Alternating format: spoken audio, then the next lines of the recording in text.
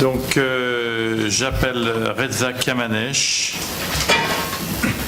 qui va nous parler de la thermoablation laparoscopique avec ou sans geste d'exérèse dans la prise en charge des tumeurs hépatiques. Merci de bien respecter vos temps de parole, s'il vous plaît. Monsieur le Président, cher maître,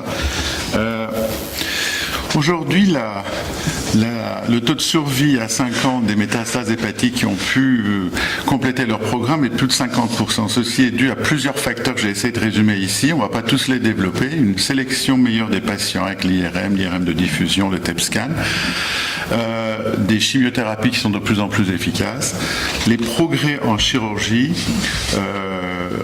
moderne, la biologie de la maladie, alors qu'il y a quelques années, le RAS n'intéressait pas trop les chirurgiens. Aujourd'hui, vraiment, c'est une décision pour l'exérèse ou la thermoablation, le RAF muté, le côté du côlon, droite-gauche, le fait que la malade soit instable ou stable sur le plan de mismatch repair. Donc, vous voyez, tout ça, c'est important. Et ceci explique que maintenant, on a des malades qui arrivent à des sauts de survie très importants, mais sur un foie de chimio. Alors, quelle est la place de la chirurgie mini-invasive? Et à l'intérieur de la chirurgie mini-invasive, quelle est la place de la thermoablation qui était jusque-là un peu réservée aux radiologues? Alors, depuis 2011, on sait, c'est vraiment le papier princeps, que la chirurgie ouverte et la chirurgie, ouverte à l'ancienne avec des exérèses larges n'est pas plus efficace que la chirurgie d'épargne parenchymateuse. Ça, c'est vraiment la nouvelle actuelle. C'est pas la peine pour des métastases hépatiques comme un CHC de faire la grosse exérèse large, et toutes les études le démontrent, à la fois en survie sans récidive et survie globale. Et l'équipe française pour les métastases bilobères a exactement montré ça, en plus a montré qu'il y a moins de morbidité et donc cette moindre complication aide les malades à avoir moins de complications, donc avoir le plus rapidement leur chimiothérapie, et facilite la réopération des malades. Ce qui est très important, c'est que les malades vont récidiver et en fait vous pouvez repartir et réséquer les malades. Donc il ne faut pas d'emblée avoir bien en tête, dire on fait une hépatectomie droite élargie aux malades. Alors, quelle est la place de la laparoscopie aujourd'hui? La place de la laparoscopie a été bien démontrée, elle est équivalente. Et les exérèses laparoscopiques versus open, dans ce cadre de parenchyme, de préservation de parenchyme hépatique, font exactement la même chose avec une seule différence majeure. C'est quand vous passez par la laparoscopie la première fois, la deuxième et la troisième fois, vous pouvez encore repartir en laparoscopie et faire re-exérèse. Ça veut dire qu'il y a beaucoup moins d'adhérence pour les autres fois. Et ceci est important, donc ça facilite. Par exemple, on peut faire une hépatectomie droite après avoir fait 2-3 exérèses déjà de métastases sous célioscopie ou avec thermoablation.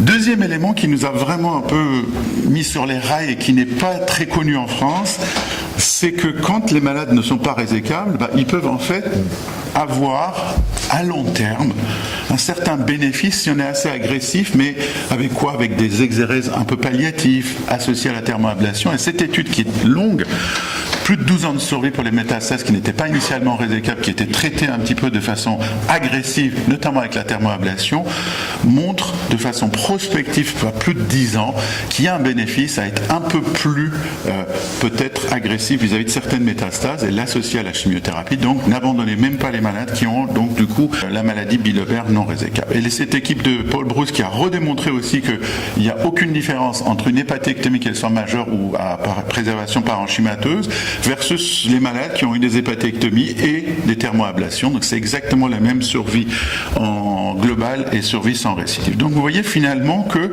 la chirurgie moderne hépatique, bien sûr, c'est la préservation de parenchyme, c'est l'exérèse en gold standard, plus ou moins thermoablation, mais aussi la thermoablation associée à de la chimiothérapie, puisque ça donne des bons résultats, et c'est là où probablement on intervient. Alors quelques exemples: maladie pas résécable initialement ou vraiment très difficilement, vous voyez, chimio pour les deux. On peut même faire des petites exérèses et attendre à ce qu'il y ait ou pas de récidive. Donc vous voyez que c'est vraiment, on est à cette ère-là et c'est très important de le savoir. Le problème, c'est que plus on a des malades lourds, plus on se retrouve avec cette situation de micromaladie hépatique avec 10, 20 métastases et on ne sait plus du tout quoi faire chez ces malades. Et c'est là où il y avait l'idée de chimiothérapie intra-artérielle qu'on ne fait pas parce qu'on n'a pas eu des bons résultats, on le laissera pour quand c'est vraiment palliatif. Et là, on a fait par exemple, on fait de nouveaux concepts, ça veut dire pour ce malade, il est possible qu'on change notre stratégie thérapeutique. Le foie, c'est un foie de chimio, donc on ne va pas faire des 2 steps, etc., qui est assez compliqué, qu'on était un peu les précurseurs, mais essayons d'avoir une étape, et je vais essayer de vous montrer avec quelques datas comment on peut faire. Quand la maladie ici est facilement accessible à la chirurgie, vous voyez, c'est les segments laparoscopiques assez faciles, on fait l'exérèse dans de très bonnes conditions, ce n'est pas le problème en fait. Ce n'est pas l'hépatectomie droite qu'on privilégie d'emblée sous cellule. Ce sont pour nous, pour les métastases, ces secteurs célioscopiques assez faciles qui donnent moins de complications. Et après, s'il y a une lésion dans le segment 7 ou 8 ou 4 au haut, vous voyez, on fait la microveive, surtout si cette lésion est de petite taille. Donc, on peut arriver à avoir des métastasectomies et aussi de temps en temps associer ces métastasectomies pour des lésions beaucoup plus profondes et après faire de la chimio, voir ce que ça fait. Et comme ça, on peut gagner 2 ans de survie sans avoir fait encore l'exérèse, entre guillemets, radicale global standard qui est la chirurgie. Voici un peu l'exemple de malade. Vous voyez, les tumeurs sont multiples. Donc, qu'est-ce qu'on a fait chez ce malade? Finalement, on a essayé de réséquer les métastases superficielles et on a fait des microveives. Et ces malades-là, c'est le genre de malade qu'on a. Donc, on n'a encore pas coupé ni du côté gauche ni du côté droit. Si demain, il y a plus de récidive à droite ou à gauche, finalement, on peut le faire. Voici encore un autre malade ici qui n'était absolument pas résécable. C'est une jeune femme que je suis encore. Chimiothérapie, trichimio-avastin, ce qui est assez fort. Et là, vous voyez, on peut faire une hépatectomie gauche et par ce nodule, on ne va pas faire sectorectomie postérieure, le foie vraiment au centre très petit, il risque de mourir d'insuffisance hépatique. Et donc, on a fait des microveives, même si c'était au contact des vaisseaux. Et aujourd'hui, cette dame, après 2 ans, a encore une petite récidive ici qui peut se traiter par sectorectomie postérieure. Et donc, vous voyez comme ça qu'on arrive de temps en temps à... On va tellement plus loin maintenant dans ça qu'au contact des vaisseaux, on n'a pas peur de le faire. Et éventuellement, une fois, si on n'est pas très complet, on laissera la place à la chimio, ils ont eu beaucoup, mais aussi la radiothérapie stéréotactique. Mais vous voyez que c'est étape par étape pour ça. Alors, je vais vous montrer un peu notre série rapidement. 112 thermoablations. On en est à peu près à 1000 thermoablations hépatiques, mais sur plus de 800 malades opérés. Et là, ce sont les résultats chez 65 malades d'une thèse, 102 thermoablations, exclusivement laparoscopique. C'est-à-dire qu'on n'a même pas mis la sonde, c'est la sonde de laparoscopie préopératoire. Les hand assisted sont éliminés. Alors, qu'est-ce qu'on voit? On voit finalement ce que je vous ai dit, ça veut dire que ce sont les secteurs supérieurs du foie où on fait le plus, ça veut dire que les secteurs 7, 8 et 4 au haut, le dôme du foie où on fait le plus de thermoablation. Qu'est-ce qu'on voit? On voit qu'il y a très peu de morbidité, et ça c'est lié aux gestes associés, puisque 2/3 de ces malades ont des hépatectomies malgré tout, soit une hépatectomie gauche ou autre. Et là, vous voyez que la mortalité est de 0%, et là, tous les d'endoclavien, c'est 15% en tout, et les grades 2 et 3, c'est moins de 10%, et ça, c'est probablement pas lié à la thermoablation, mais lié à aux gestes associés. Alors vous voyez quand même que dans ces secteurs, il y a des récidives. Par exemple, dans le segment 7, moi je voulais abandonner. Oh là là, 13 récidives. Sous cellio, c'est assez difficile. Déjà pour les radiologues, c'est dur. Pour nous, c'est encore plus dur. Le positionnement, et puis c'était notre expérience. Moi, quasiment, je voulais vraiment abandonner la thermoablation de segment 7 parce que je trouvais que c'était beaucoup. En fait, cette thèse nous a montré que sur les 19 malades qui ont récidivé ici, sur 20 malades, 19 ont pu être re-réséqués dans de très bonnes conditions. Donc, c'est pas une perte de chance. Nous, on pensait que c'était une perte de chance. C'est pas une perte de chance. S'il y a une récidive dans le segment 7, on peut toujours faire segmentectomie 7, segmentectomie 7 éventuellement élargie, etc. Ou la droite. Alors, qu'est-ce qui est comme facteur de risque qu'il faut retenir finalement? C'est ces localisations. Dans tous les modèles de Cox qu'on a étudiés, pas en façon monolinéaire, mais aussi en multiple, on a la taille de la tumeur, le nombre, la proximité avec des vaisseaux, mais surtout cette localisation. Et donc, ce papier va bientôt sortir dans un bon journal. Alors, quand on ne peut pas, quelle était la leçon de dire qu'on fait sous cellio et qu'on arrive à traiter, mais qu'on a des récidives? Il y a plusieurs façons de faire. Aujourd'hui, on va de plus en plus vers le clampage ici.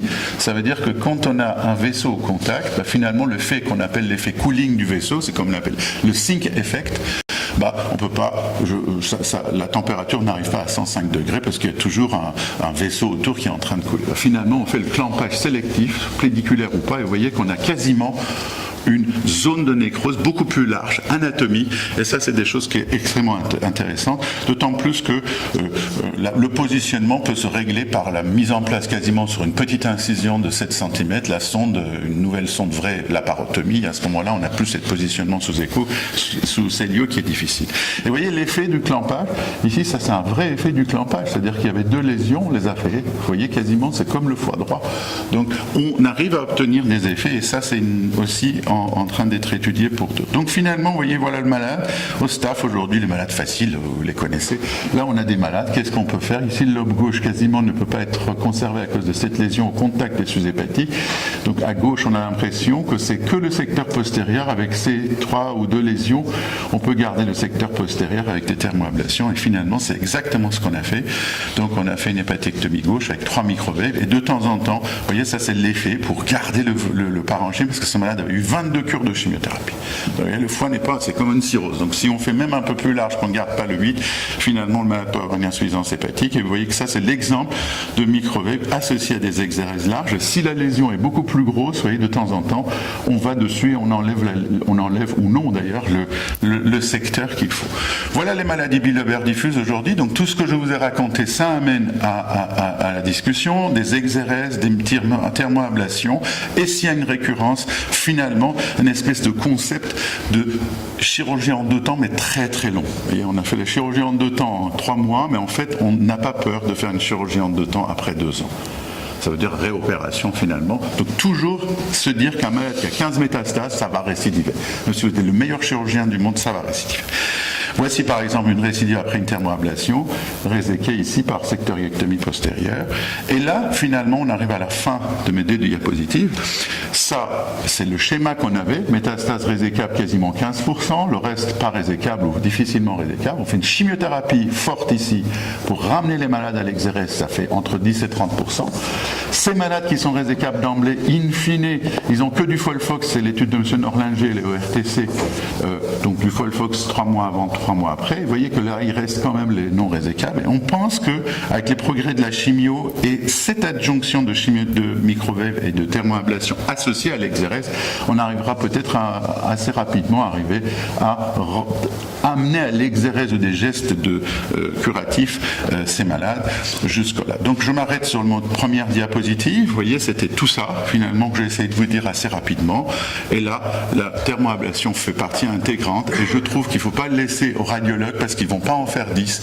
Et aujourd'hui, sincèrement, ayant fait plus de 1000 thermoablations, les internes savent le faire. Donc vous voyez qu'on essaye un petit peu d'avancer les choses. Alors quand je présente ça chez les hépatobiliaires purs et durs, oh là là, en fait, c'est un complément et non pas juste une fin en soi. Le radiologue ne pourra jamais faire le clampage, etc. Nous, on sait décider ce qu'il faut faire. Et juste une dernière information, que les malades qui sont race mutée, thermoablation, ça ne marche pas très bien. Même l'exérèse avec la marge millimétrique, ça ne marche pas très bien. Il faut leur faire soit une thermoablation avec 2-3 cm de marge, soit une vraie exérèse. Ce sont des infos d'il y a moins de 6 mois. Amitié.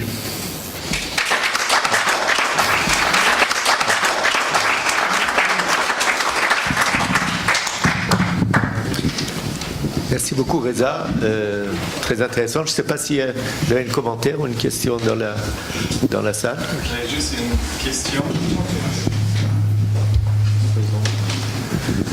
Voilà, c'est le professeur Rist, chirurgien colorectal à Genève.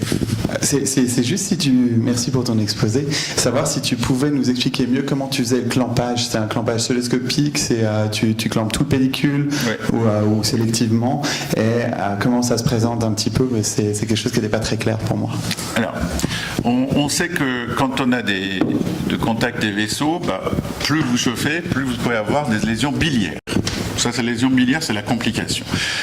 On pense que le microvève est beaucoup plus puissant, il arrive à tout détruire, et finalement, nous, on ne le retrouve pas tellement. On le trouve que ça donne moins de récidives. Et donc, on est à peu près, aujourd'hui, pour l'instant, à une clampage pédiculaire. Et des tests en laboratoire, chez les cochons, entre le clampage biliaire seul et le clampage veineux seul. Le clampage veineux a l'avantage que c'est 2/3 du flux hépatique, donc les voies biliaires resteront à 37 degrés, au maximum 36 degrés, et donc on aura moins de problèmes biliaires si on arrive à clamper que, par exemple, la veine porte. Donc ça, c'est ta question, elle est très très up-to-date. Donc pour l'instant, on fait le clampage de 2-3 minutes, juste la première partie. Et une dernière info que je peux vous donner sur la thermoablation, c'est comme le micro-ondes chez vous. Quand vous avez quelque chose qui est très solide, par exemple, comme vous prenez un glaçon, vous mettez dans votre appareil à micro-ondes et vous mettez à fond, ça ne va pas fondre si vous faites 5 minutes. Par contre, si vous mettez très peu de micro-ondes à 200-300 en énergie, vous mettez 2 minutes, ça va fondre. Vous voyez, donc c'est pas parce que l'appareil est plus fort que vous allez être là. C'est vraiment des trucs complètement fous. Il faut avoir des ingénieurs pour vous expliquer vraiment les détails, mais en tout cas, nous on commence très peu, d'abord sans clampage, 40 watts, 2 minutes, puis on clampe 100. Hubert Joannet. Je salue cette façon de prendre en charge les patients de façon globale en maîtrisant les différentes techniques. Ma question, elle est plutôt technique. Donc, la thermoablation, c'est un traitement de contact. Et donc, actuellement, vous devez opérer les gens, c'est-à-dire que vous avez besoin de l'éco-pérope de contact et la thermoablation de contact. Mais on imagine bien l'avenir, non? Est-ce que on faisait des radiofréquences percutanées? La thermoablation, ça ne peut être que de contact pour l'instant. Ça veut dire de loin, un peu comme la stéréotaxique, tu veux dire? Par exemple. Sans aiguille. Peut-être qu'un jour avec des systèmes de laser, ça c'est le but de la radiothérapie stéréotaxique. C'est exactement ça, c'est-à-dire qu'il irradie plus en champ, mais dans vraiment la zone, un peu comme l'histoire des rayons du soleil sous la loupe. Non, il faut être à l'intérieur, et même à l'intérieur, on a des logiciels aujourd'hui qui disent qu'il faut être au centre en tridimensionnel. Là, ça va arriver. C'est-à-dire à n'importe quel endroit où on peut mettre l'aiguille, on peut voir sur l'échographe qu'on a, par exemple, à Reims, et le logiciel, la fusion pour nous montrer. Moi, je ne suis pas très pour. Les jeunes sont extrêmement pour. Mais je ne suis pas très pour parce que même le positionnement de cette aiguille par rapport à l'axe vasculaire a son impact. Je ne mets pas au centre si au contact d'un vaisseau il faut se mettre. C'est tout un truc. On fait des workshops, en fait, pour ça. Gérard Pascal. Oui, Gérard Pascal. Oui, d'abord merci pour votre exposé. J'avais plusieurs questions à vous poser, mais il y a déjà des questions qui ont été posées sur ce domaine. Simplement, je m'intéressais aussi aux complications biliaires et aux fistules biliaires. Donc, on n'a pas le taux dans ce que vous donnez, mais enfin, vous en avez parlé. Donc, revenons pas dessus, parce qu'on avait publié ça, nous, à Paul Brousse, il y a à peu près une dizaine d'années, sur radiofréquence et hépatectomie, où on avait un taux de fistules biliaires entre 10 et 15% après ça. Donc, je pense que ça n'a pas beaucoup changé, même si les épreuves de clampage ont peut-être un petit peu amélioré la faisabilité. Donc, puisqu'on fait plus, on a peut-être un petit peu plus d'obligations, mais bon, je ne veux pas trop m'étendre là-dessus.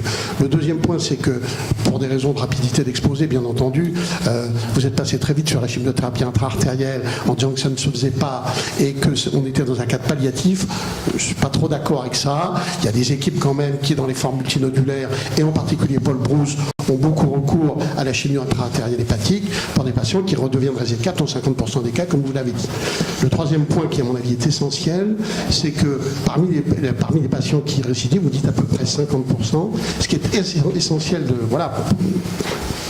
comprendre, mais qui ressort de votre message et qui est très important, c'est que parmi ceux qui redeviendront résécables après récidive, il n'y a pas plus, enfin, je veux dire, ceux qui deviennent secondairement résécables, enfin qui récidivent, pardon, je m'exprime mal, ceux qui récidivent et qui sont résécables en récidivant ne feront pas plus de récidives dans un deuxième temps. Ça, c'est très important. Et le troisième et dernier point, et après je m'en tiens là, qui est à mon avis fondamental dans votre exposé, c'est que vous avez dit quelque chose qui est important, c'est-à-dire que, bon, effectivement, les deux temps immédiats, etc., maintenant, on a tendance un petit peu à y réfléchir, et donc ça, c'est un mode de sélection du comportement biologique des tumeurs.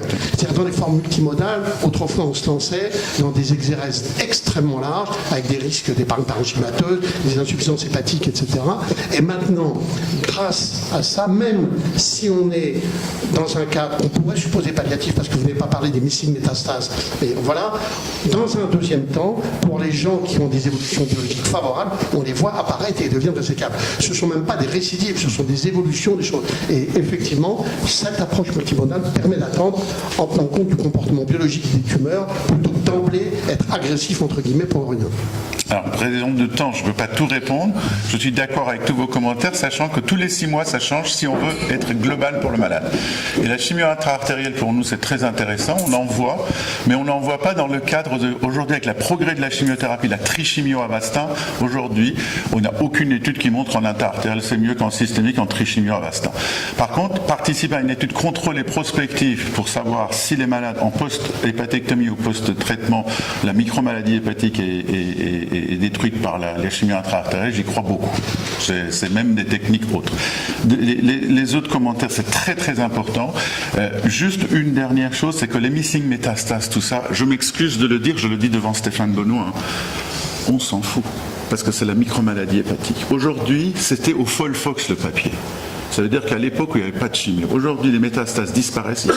Le malade a 15 métastases dans le foie, je veux le traiter. Il y a un interne, un chef qui a lu un papier ou qui fait un congrès à Paris ou ailleurs, il vient me dire « Ah mais qu'est-ce qu'on fait des missing métastases ?» On s'en fout, c'est pas ça qui tue le malade. On traite la maladie macroscopique. Les micrométastases, s'ils viennent, on les détruit. S'ils viennent pas, on fait rien. On va pas aller les chercher par une hépatectomie droite. C'est ça que je voulais vous dire. Les micrométastases, c'est très très compliqué. Il y a de l'ADN circulant quand vous avez un cancer du côlon stade A. Expliquez-moi, sans métastase, d'où vient ça vient. D'accord ? Donc c'est extrêmement compliqué. Voilà. Je peux avoir juste une précision pour les non-spécialistes. Les aiguilles de radiofréquence, vous les introduisez par voie cellio, Oui. directement au contact de la tumeur, au centre, comme vous avez dit. Et est-ce que vous pouvez avoir un plan de destruction multi-métastase dans le même geste? Oui, il y a tout un truc avec 2 ou 3... Dès que ça dépasse 3 cm aujourd'hui, il faut oublier les techniques de thermoablation, même sous clampage, même si nous, on ne le fait pas. Ça donne extrêmement de risque de récidive. Même si vous faites avec 3 probes 3 fois différemment, ça donne des récidives. Il faut la distance, il y a toute une série d'études sur la distance des probes, de la surface, le fait qu'une tumeur grosse a beaucoup plus de contact avec d'autres vaisseaux en superficie, etc. Donc c'est extrêmement compliqué pour nous, ça s'arrête. La meilleure indication, c'est 2 cm. Attends, il y avait une question. Oh, c'est bon. Oui, je crois qu'il faudrait que ce soit clair, parce que là, je vois qu'il y a eu un misfit. Il ne faut pas mélanger la radiofréquence et les micro-ondes. Ça me paraît déjà pas tout à fait la même technique. Et ça revient à vous poser une question très très pratique. Vous faites une hépatectomie partielle, vous utilisez des clips métalliques? Oui. Bon, ma question est la suivante. Est-ce que vous avez eu déjà un problème avec les ondes et les clips métalliques? Non. Vous n'avez pas eu par exemple une chute d'un escarbiliaire? Non. Mais c'est intéressant. Ce que vous dites, c'est intéressant, c'est absolument pas la même... Expérimentalement, c'est quand même une question... Alors ça, c'est les microwaves. Les microwaves, c'est une sonde sans plaque. Oui, exactement. C'est comme la micro-onde à la maison. Donc l'énergie, c'est autour, et au bout, il y a une circulation pour que ça refroidisse un peu, pour que l'énergie puisse faire un peu ovalaire. C'est pas toujours ovalaire. C'est pas rond, c'est un peu ovalaire. Par contre, la radiofréquence, ça passe par une plaque, donc vous pouvez avoir des soucis comme ça. Donc on ne fait plus de radiofréquence, alors je faisais que ça au début. Voilà. Merci beaucoup, Reza. Donc, je pense que je peux t'applaudir. Alors, Reza Kiamane, je dois repartir à Reims, je crois, rapidement. Et merci qu'il soit venu.